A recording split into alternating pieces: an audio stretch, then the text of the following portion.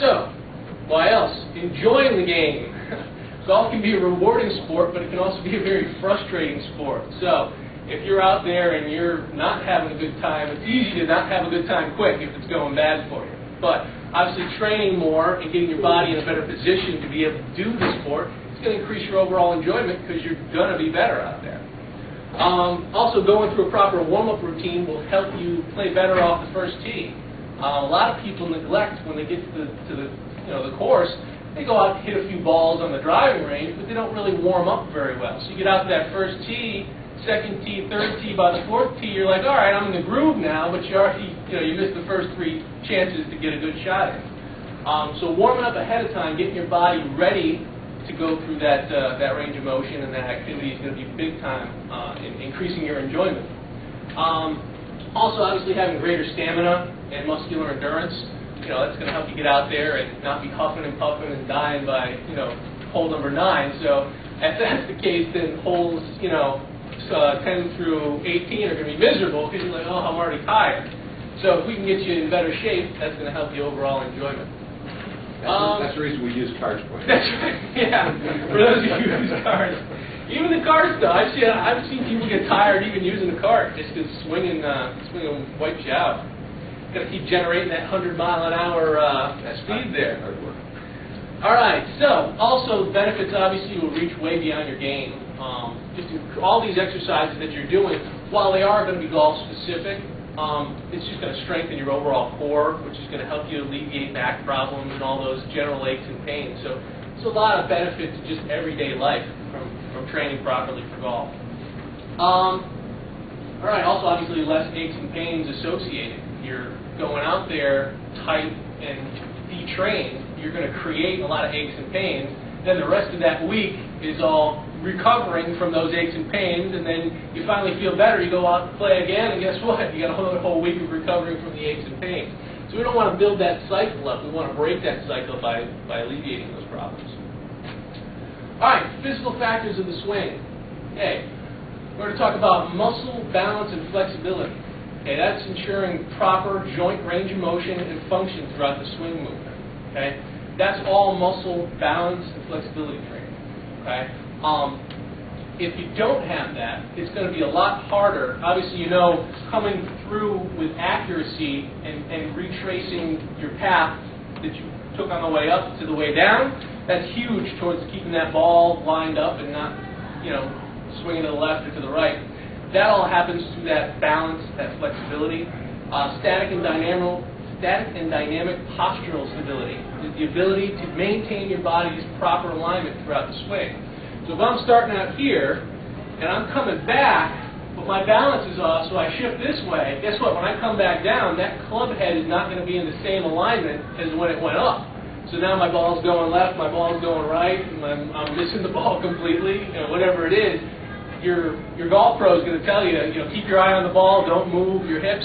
That all happens through flexibility, through stability. If you can get your stability, even through that range of motion, you're going to be much more accurate with your shots.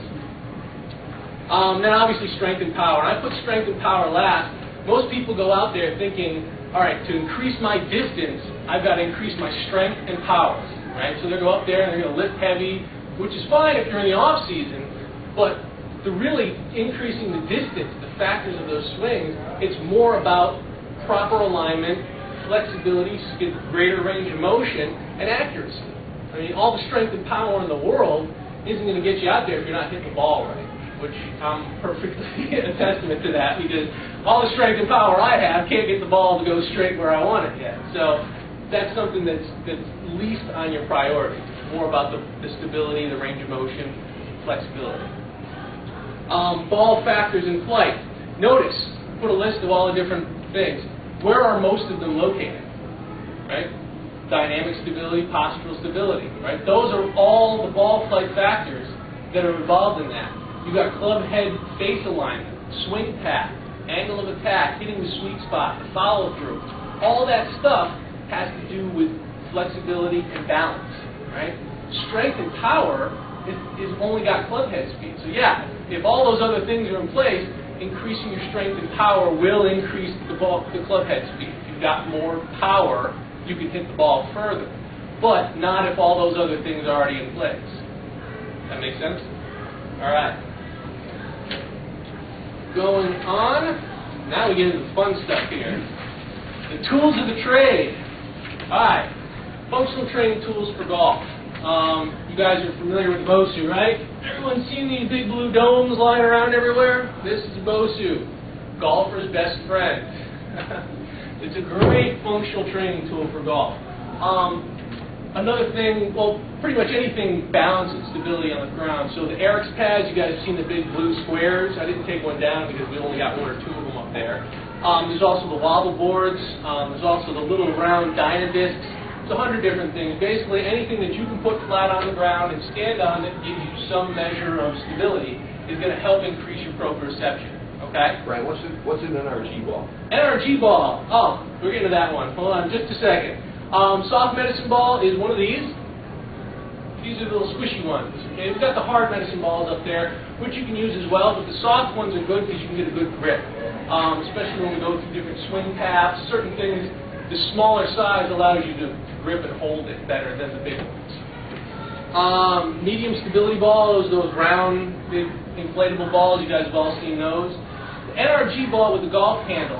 Some of the medicine balls upstairs, you'll notice, have little holes on either end of them, okay, and the little metal rings inside.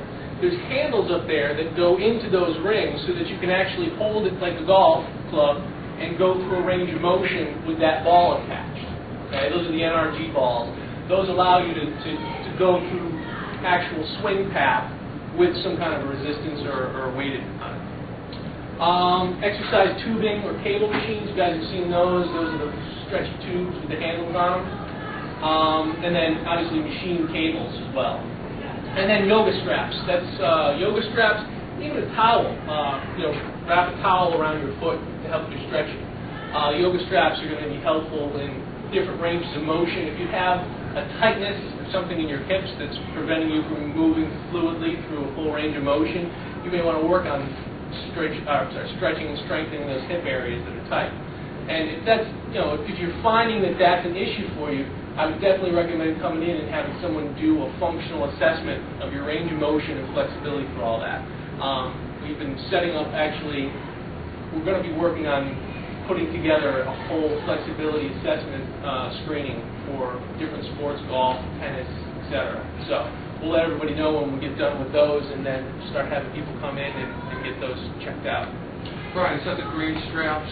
Yep, those are the yoga straps. Yep, I think they're usually upstairs over by the mirror there. Yep, and in the back room in the Mind Body Studio. Also, Pilates, we've got the reformers here now, which are all about straps and range of motion. So going into it, if you find that that's an issue, I definitely recommend even trying out that Pilates reformer class. Laura's still doing the half-hour free trials, so you can get in there and just test it out and see how you like it. But that's huge in golf. That's dynamic flexibility, that's range of motion, that's all that stuff that we're talking about right now.